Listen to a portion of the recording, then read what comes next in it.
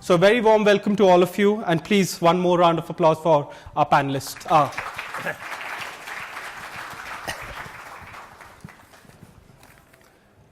So I'll start with Stephen, with you. You have over 30 years of experience in manufacturing across many roles. First as a CFO and then the Chief Commercial Officer at Jabal. In your experience, what are the key success factors of driving tangible operating value? Thanks. I think I'd start off with focusing externally. You know, the end markets that you're focusing on and your capabilities can serve. Are they growing? Is there opportunity for growth?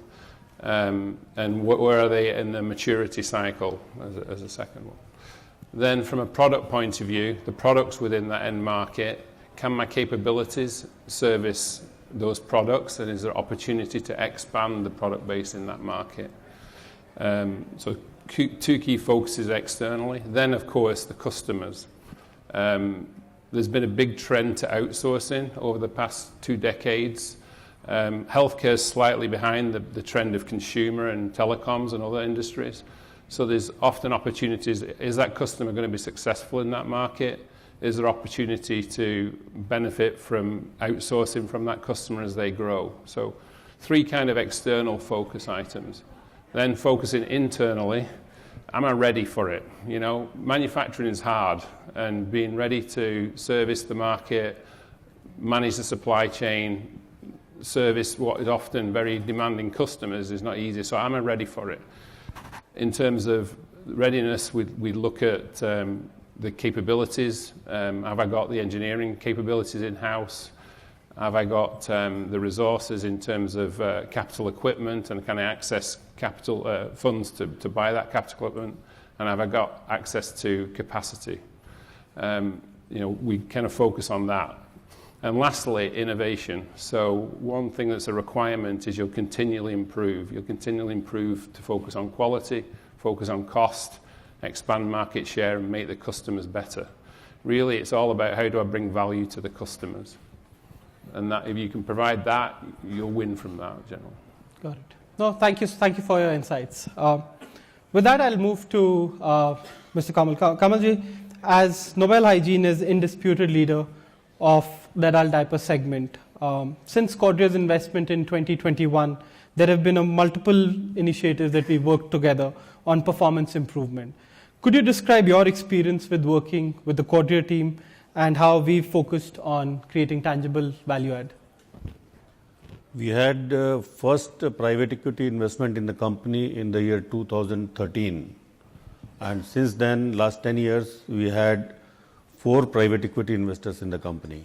And our turnover, which was $10 million in 2013, is now $100 million. So out of the experience with various companies, I would say there are companies who just feel that by investing the money, promoter will do the magic, and from next month onwards, things will keep on improving. And there are other set of people who understand the problem, complexity, work with the management to improve the business and work with the company. So Quadria, I would say it is in the second category. From 100 in 10 years, we have gone from 10 million to 100 million, and we have created capacity to go to 200 million. And our target is to achieve this 200 million in 3 years' time. What we did in 10 years' time, we want to do in 3 years' time. For that, lot of initiatives we have to take, and we discuss with our management team. So as you grow, you have to keep on strengthening the operating team. So there, Quadria has been of immense help in finding the right consultant, in guiding us to the right set of people without looking at our previous mindset, the cost of the employee, that we should go for this price band. But they said that from here, you want to achieve a bigger number, so you have to go for a quality people. And I would say, along with my son, Abhishek has sat through the interviewing 30 people for one position. And finally, we got the right person. Before that, another position, they had gone through 10 interviews for one position. So that kind of interviews keep on going for 3 hours, 4 hours. Finally, few candidates are presented to me. So this kind of contribution, and whenever any requirement in the company of funds or talent, they are one call away to arrange for the best of the consultants in the industry. So it is of great help. Rather than financial investors, I would say they are really true partners in the business. Thank you so much for your kind words, Kamalji. And it's been a pleasure to work with both you and Karthik, over the last couple of years. But moving on to you, Bhaskar. Bhaskar, you've had a long career in the pharma industry. You worked with global MNCs, you worked with domestic companies. Over the last few years, you've been advising Quadria on a couple of pharma deals, and we're working together on one of the companies as well. But what do you think are the prerequisites for a PE firm that should be in place before embarking on a value creation program at a portfolio company? Okay.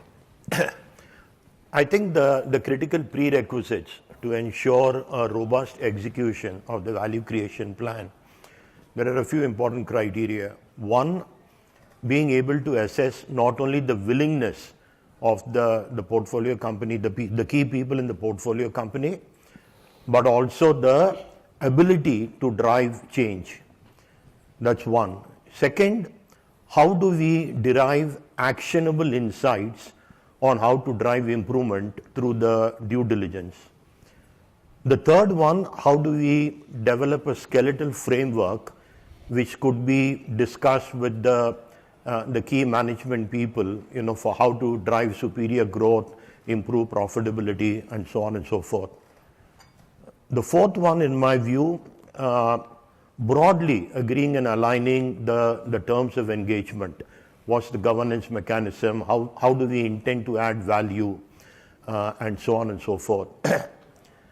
It's critically important, I believe, to set up a PMO to be and have a few key, bright resources so that one can track, monitor, review, and ensure that execution is happening robustly and on time. In the same spirit, again, ensuring that there is a core team which is able to share substantial amount of time beyond their daily job, so that the execution takes place quite briskly. I think these are some of the criteria which will ensure that you drive robust execution. No, thank you so much. I think one of the common themes which is coming out is talent and planning is critical to building and ensuring that the plans are delivered. With that, probably I'll move to Shri. Shri, you've been part of Quadria for the last 1 year.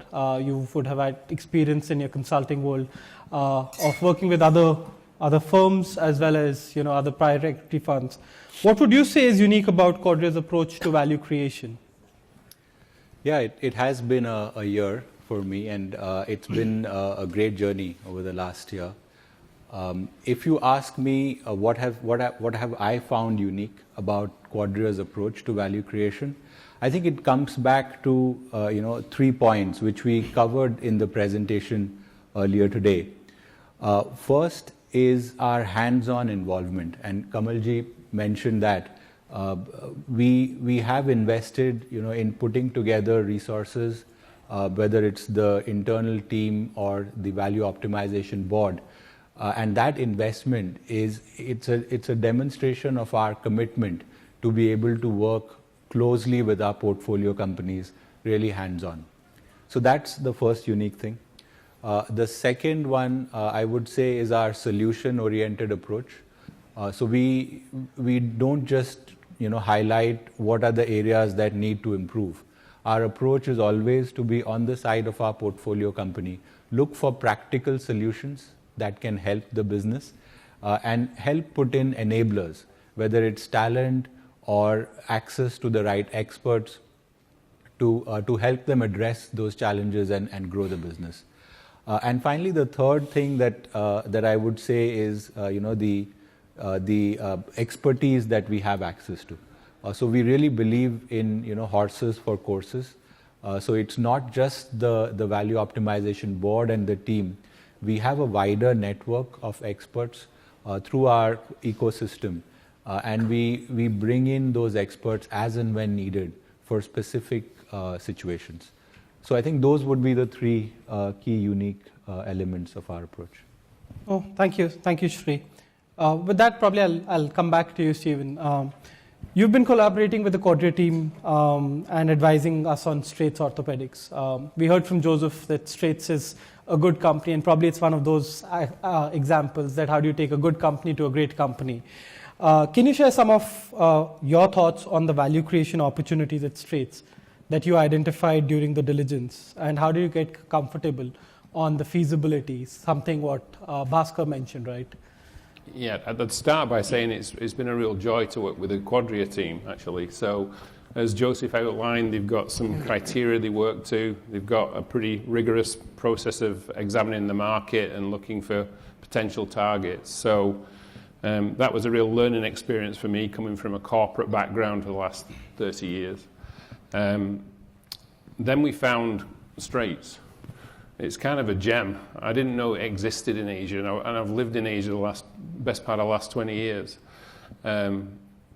Most of the capabilities that Straits have to be able to service the customers in that market are in US, Switzerland, Germany, to an extent in China, though obviously that's not as favorable now as it was. So seeing it in Penang, and I've been to Penang lots of times over the last 25 years, was quite remarkable. In terms of diligence, the management have a plan, and we spent a lot of time with the management. They were very transparent to understand the plan. They're in the right markets. Orthopedics is growing globally and regionally. There's also a big trend to outsourcing in that area as the end OEMs grow. They'll push more. They won't, in my view, they won't develop their own manufacturing. They'll push more down the chain. So there's a great opportunity there.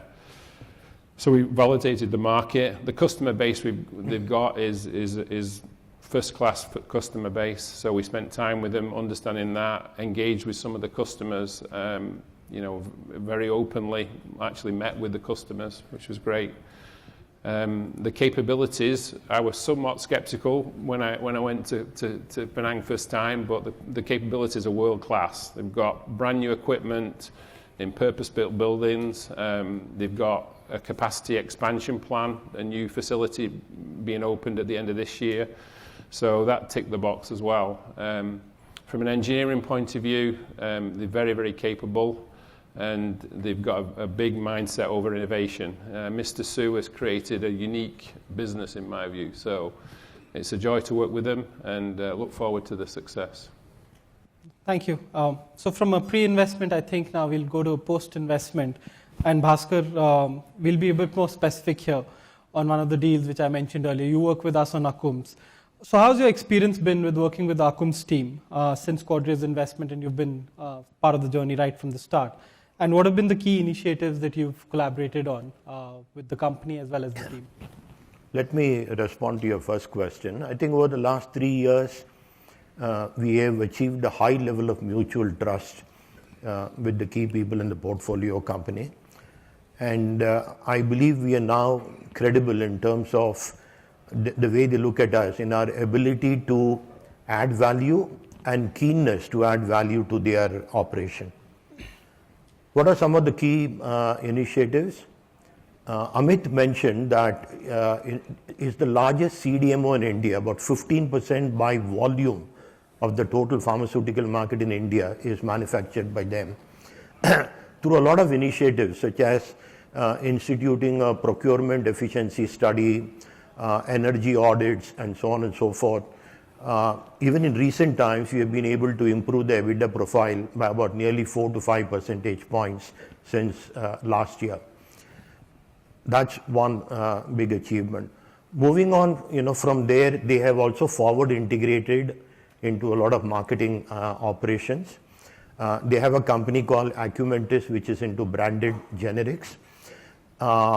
More or less, the minute we began engaging with them, we shut down 2 of their divisions, therefore quite dramatically improving productivity and profitability.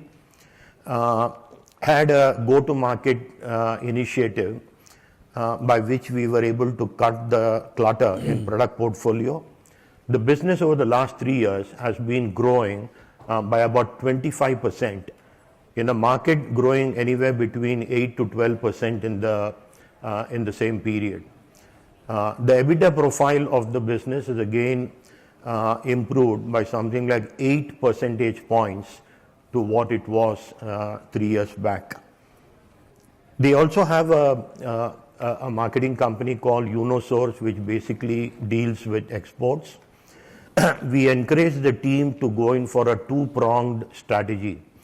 One, what we call an off-patent strategy, and the second is going in for a European GMP accreditation, which will really open up a lot of markets.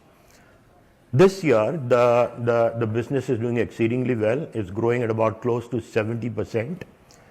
I should mention some bit has got to do with base effect of last year.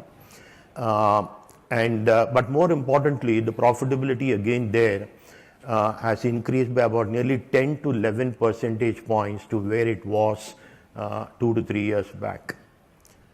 The last business unit is one what they call trade generics, and the focus there has largely been on ensuring business hygiene in the way they operate. So we really now trying to focus on improving the margin profile of the business, driving improvements in working capital and therefore cash flow. It's been a laborious journey, but hopefully in the next month or two we should be able to see distinctly superior results coming in from that part of the business. So these are some of the initiatives that we've taken with the portfolio company to either accelerate growth or improve profitability. No, thank you so much, Bhaskar, for giving examples.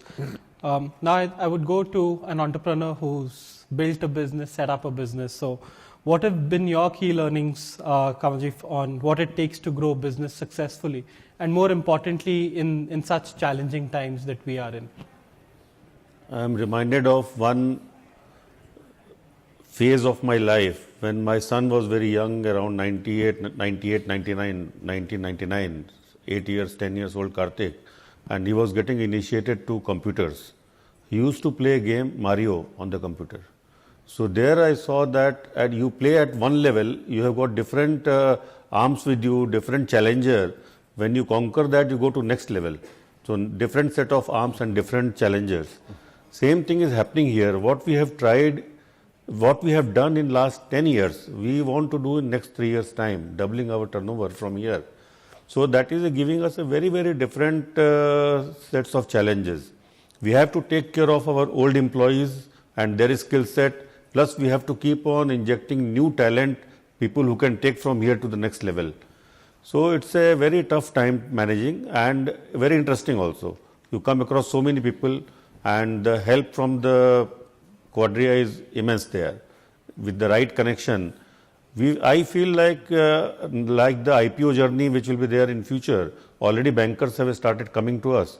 So I don't know that path anyway. I am going on a new road, but at least a partner is there who has gone through this road many times. So that will be very helpful in future.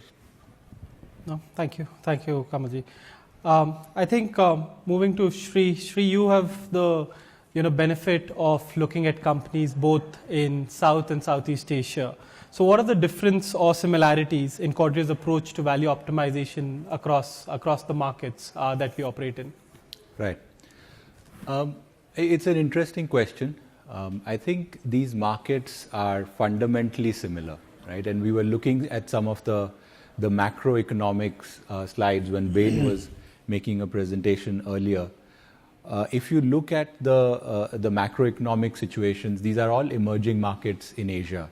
And in terms of the growth drivers for private healthcare, they are similar across all of these markets, what we call secular mega trends, which is a growing burden of chronic disease. We see that across all of these markets. We see inadequacy of government expenditure on healthcare. That is also a trend across most of these markets. And we see a rising middle class, which is able to afford and looking for quality healthcare. So given these trends are similar, the growth opportunities that present themselves to healthcare companies across these markets are similar. And in some ways, so are the challenges. So that's why we believe that a consistent value creation approach across these markets makes sense. Of course, there are nuances which will differ from market to market, and it has to be adapted and customized to a specific situation. Markets can be different because of language, because of culture, because of ways of working, and we understand and appreciate those nuances, and we try and adapt our approach to all of these nuances as well as the specific company situation that we are in. Got it. No, that's very insightful, and I think while we conclude this session, just to summarize some of the thoughts which you've brought up, I think talent has come up as an important parameter, both from a partner as well as from someone who's in the company, who understands the business to help grow and add value. The second one which came up was having a clear plan and which is aligned with the company. And when you're thinking about building this plan, both how do you look at pre-investment as well as approach it post-investment, there has to be a more systematic approach to building that plan, which will help get clarity and have an alignment with the partner company. And I think the last one is that it's a constant focus on improvement, because challenges, opportunities continue to remain. It's from good to great. Problems will keep coming. How do you ensure that probably the quality of problems that you're solving get better and better and get to a better outcome? So I think that would be one way to look at it. And with that, I would like to bring the session to a wrap, but can we give the panelists one more round of applause? And I would...